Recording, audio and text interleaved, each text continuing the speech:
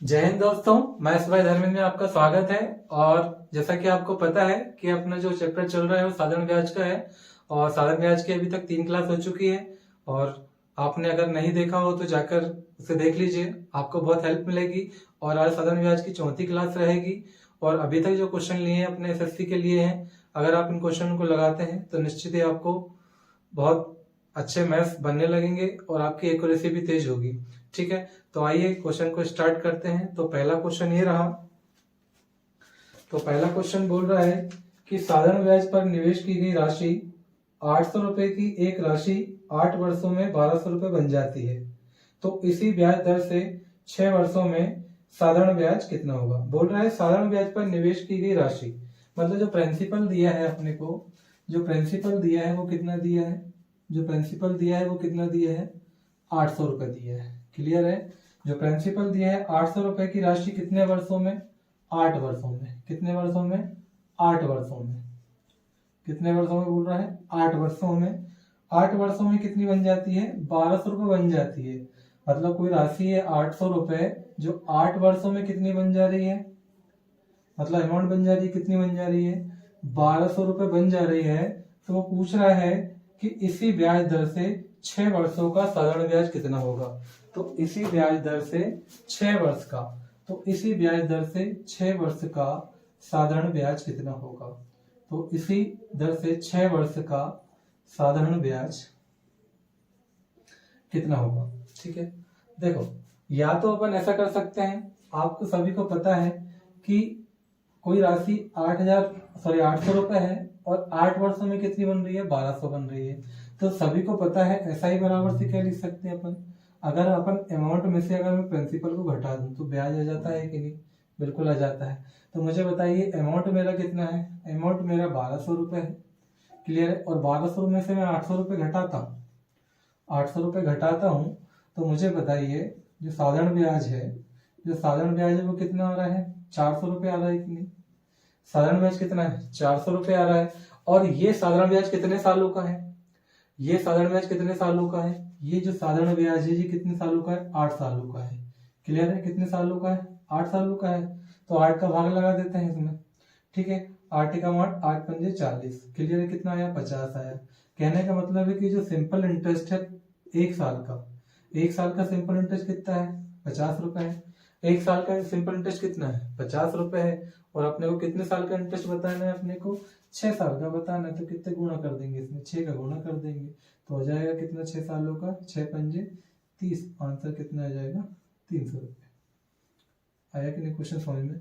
क्यों, क्योंकि यहाँ पर क्या है, प्रिंसिपल क्या है, यहाँ पर प्रिंसिपल सेम है।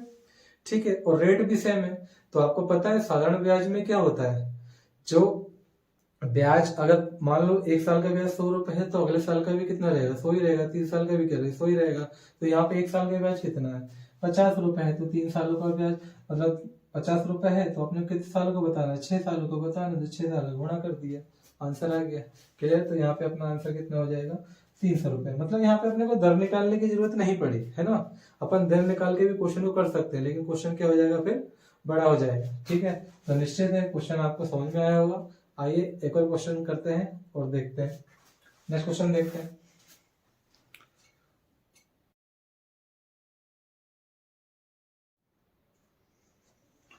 आइए तो नेक्स्ट क्वेश्चन देखते हैं। नेक्स्ट क्वेश्चन बोल रहा है कि 8400 रुपए की राशि, मतलब जो प्रिंसिपल दिया है वो कितना दिया है, 8400 रुपए की राशि किसी निश्चित समय से, मतलब टाइम जो है सेम है, निश्चित समय से रेट दिया है 8.75% की दर से, 65% की दर से 11,046 रुपए हो जाती है। मतलब जो अमाउंट है वो कितना हो जाता है, 11,046 रुपए हो जाती है।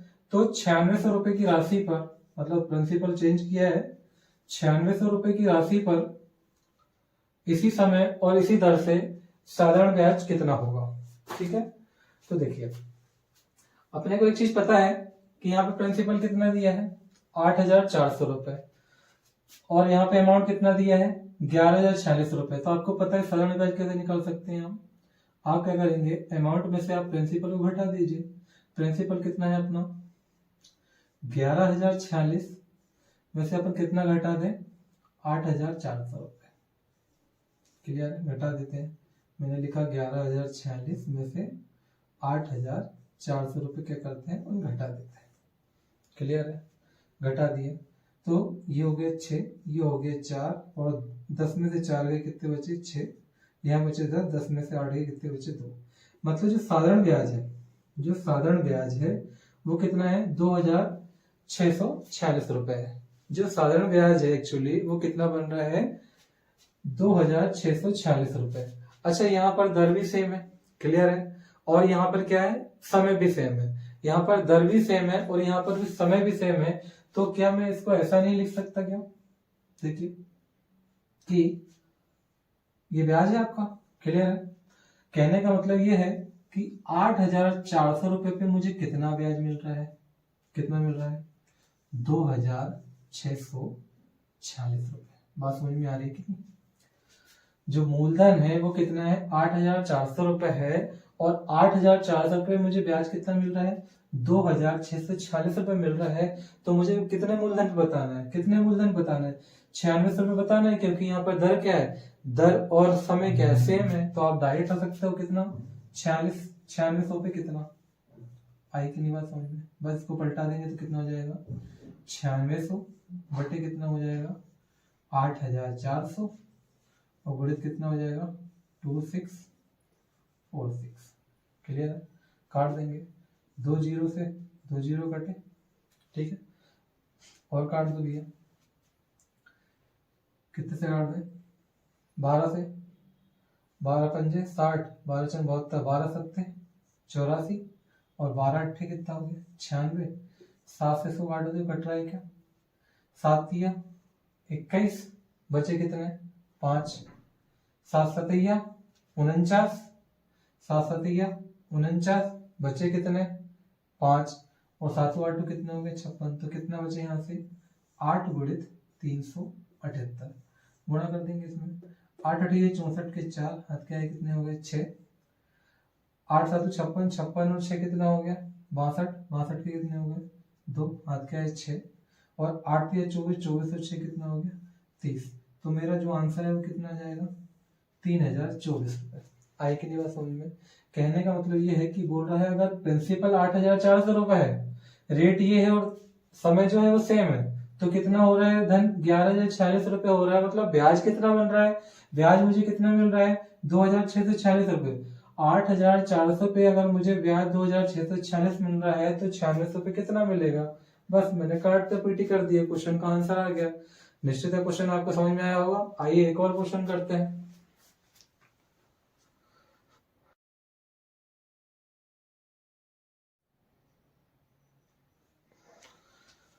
आइए तो नेक्स्ट क्वेश्चन करते हैं। सेम क्वेश्चन है, इस बार क्या है राशि इसमें चेंज कर दी है। प्रिंसिपल कितना है 8,400 रुपए है, समान ब्याज दर है 8.75% और सेम वर्ष है, और राशि कितनी हो जा रही है 11,046 रुपए हो जा रही है। तो इस बार उसने पूछा है कि 10,800 पर उसी दर से और उसी समय पर साधारण ब्याज कितना होगा। तो अपने को पता है कि साधारण ब्याज कैसे निकलेगा, तो पहले तो इन दोनों का निकाल लेते हैं अपन। तो अपने को पता है सिंपल इंटरेस्ट बराबर से क्या होता है, a माइनस पी। क्लियर है, तो यहाँ पर अमाउंट कितना दिया है 11,046 रुपए, ठीक है, माइनस कितना कर देंगे 8,400 रुपए। क्लियर है, घटा देंगे इसमें से, तो ये तो 6 के 6 आ जाएंगे, ये 4 के 4 आ जाएगा। यहाँ पर 10 में से 4 जाएंगे तो कितने बचेंगे 6, और 10 में से 8 जाएंगे तो कितने बचेंगे 2। मतलब कि जो सिंपल इंटरेस्ट है, जो सिंपल इंटरेस्ट है वो कितना आ रहा है 2,646 रुपए। अगर मूलधन 8,400 रुपए है, अगर मूलधन 8,400 रुपए है, तो जो ब्याज है कितना आ रहा है 2,646 रुपए।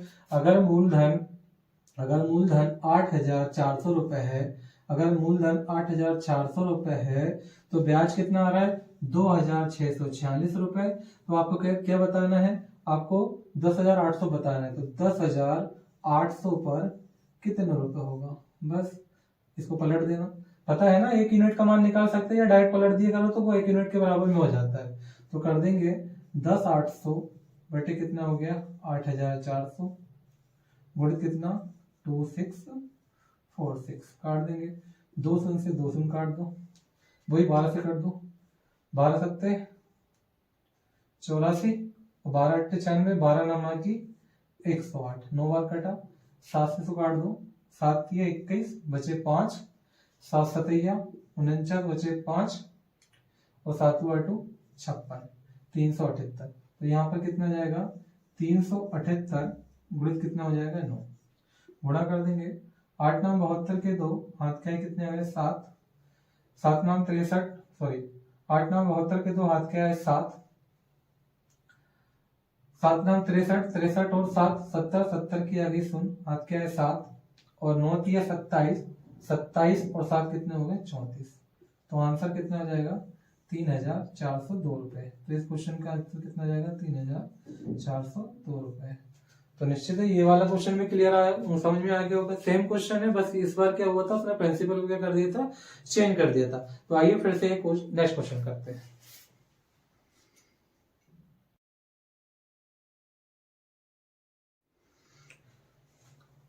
तो आइए दोस्तों नेक्स्ट क्वेश्चन करते हैं। नेक्स्ट क्वेश्चन बोल रहा है x रुपए पर, मतलब जो प्रिंसिपल दिया है वो कितना दिया है x रुपए पर, रेट जो दी है वो R% की दर पर m वर्षों का, जो समय दिया है वो कितने दिए हैं m वर्षों का, साधारण ब्याज y रुपए, मतलब एक और है प्रिंसिपल y रुपए पर s% की दर से, जो रेट है वो s% की दर से n वर्षों का साधारण ब्याज के बराबर है। तो आपको बताना है x/y का मान कितना होगा। क्लियर है? अच्छा क्वेश्चन है, क्वेश्चन में दम नहीं है, कचरा क्वेश्चन है। देखिए क्या बोल रहा है, अपने को पता है दोनों तरफ क्या हो गया सिंपल इंटरेस्ट बराबर है कि नहीं है, बराबर। तो पहले वाले के लिए मूलधन दर कितनी हो जाएगी R%, समय कितना हो जाएगा m बटे कितना हो गया 100, ये पहले साल के लिए। फिर राशि दूसरे वाले में y है, रेट कितनी है s%, समय कितना है n बटे कितना हो गया 100, 100 से 100 कट गया, परसेंटेज से परसेंटेज कट गया, ये x को यहीं रहने देंगे, y को इसके नीचे ले आएंगे तो x/y, s में n का गुणा करेंगे तो sn हो जाएगा बटे यहाँ पे क्या बचा rm। तो ये अपने क्वेश्चन का आंसर हुआ है। कुछ नहीं किया, बस दोनों तरफ क्या करनी थी, क्वेश्चन में तुलना करनी थी। क्वेश्चन में कुछ नहीं था, कचरा क्वेश्चन था, निश्चित समझ में आ गया होगा। आइए नेक्स्ट क्वेश्चन करते हैं।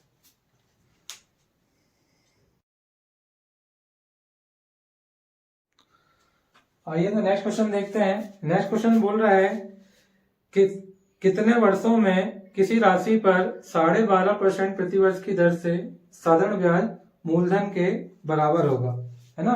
क्या बोल रहा है, कितने वर्षों में किसी राशि पर साधारण ब्याज मूलधन के क्या होगा बराबर होगा।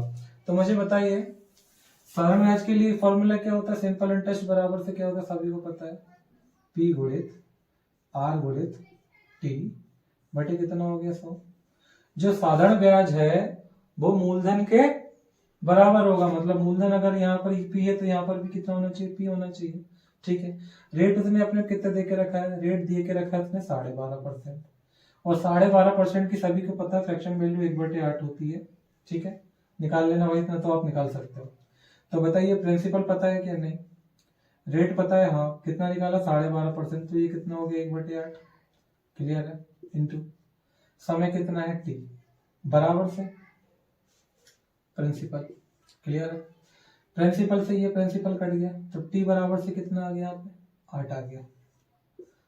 अरे नीचे 100 मत रखना क्योंकि मैंने फ्रैक्शन वैल्यू बना ली है, ठीक है ना। अगर फ्रैक्शन वैल्यू नहीं बनाते तो नीचे 100 रखते, है कि नहीं बात समझ में। अरे समझा देता हूँ, देखो भाई ये P है, रेट कितना है 12.5%, समय आपको नहीं पता, और मूलधन P बन रहा है प्रतिशत का 100 और ये दशमलव का 0।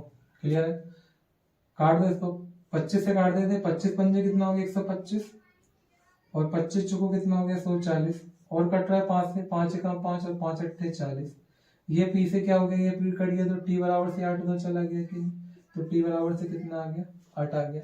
क्लियर है, निश्चित क्वेश्चन समझ में आया होगा। आइए इस टाइप का एक क्वेश्चन और देखते हैं।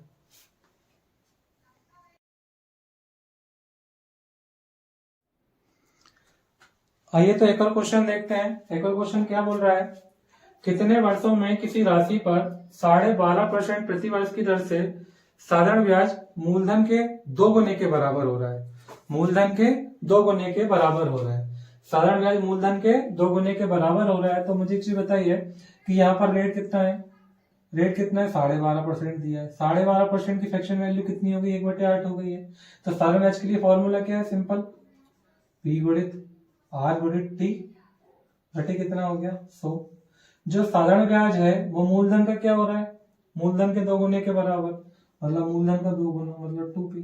क्लियर है, रेट रख दो यहाँ पर उठा के, तो P गुणित R की वैल्यू कितनी है 1/8 इंटू T बराबर से 2 इंटू P। P से P कैंसिल हो गया, 8 उधर चला जाएगा तो T बराबर से कितना हो गया 2 गुणित 8। तो T बराबर से कितना हो जाएगा 8 दूनी कितना हो गया 16। तो बस क्वेश्चन हो गया, इसी कुछ नहीं था, सिंपल क्वेश्चन था। आइए एक और क्वेश्चन देखते हैं।